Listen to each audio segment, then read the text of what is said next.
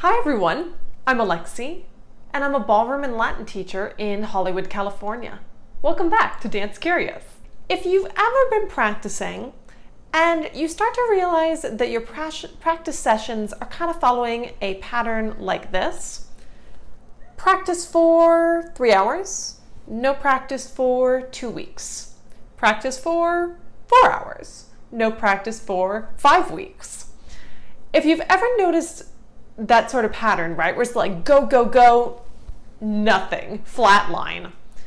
Oftentimes this is connected with motivation, right? Now sometimes, you know what, you're just crazy busy, but most of the time I think our crazy busyness, like that's a perpetual life state, right? So normally when we're consistently having trouble scheduling something in, it's usually because there's something in us that's resisting it.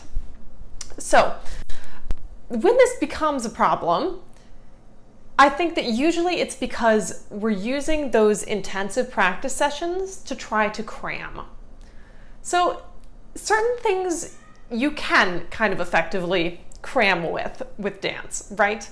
Like if you're trying to memorize a pattern, there's really nothing around, like there's no way to get around the fact that you just need to do that a certain number of times until it sticks in your brain.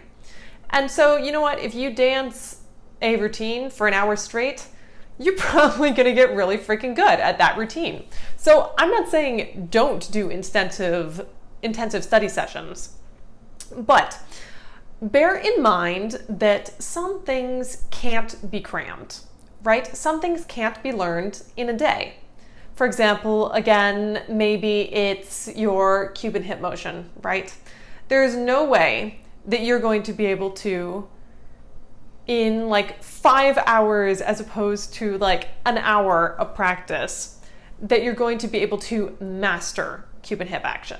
I'm not saying you won't get better, but there is going to be a point of limiting returns because certain things just have to be built in the muscle memory. Certain things just take time.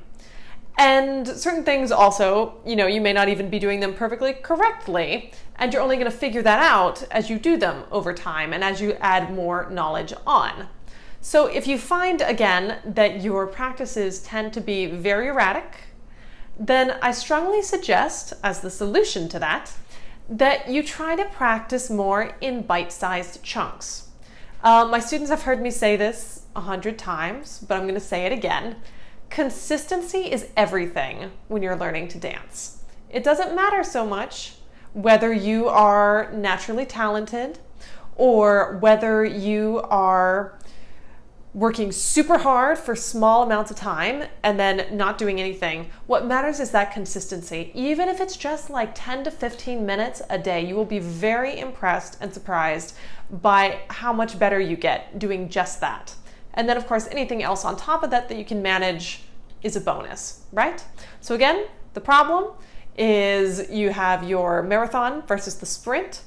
Dance learning is a marathon, right? There can be specific things you can approach like a sprint, but most of the time it's a marathon. So pace yourself.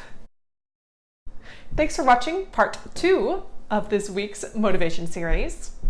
I will be sharing part 3 later this week, so make sure to hit that subscribe button so that you don't miss out. Please do like, subscribe, and share. It helps a lot, and I really appreciate it. And if you'd like in-person motivational tips or dancing tips in general, check out my website below. And if you're in Los Angeles, you can take classes from me. Thanks so much for watching, and I'll see you next time.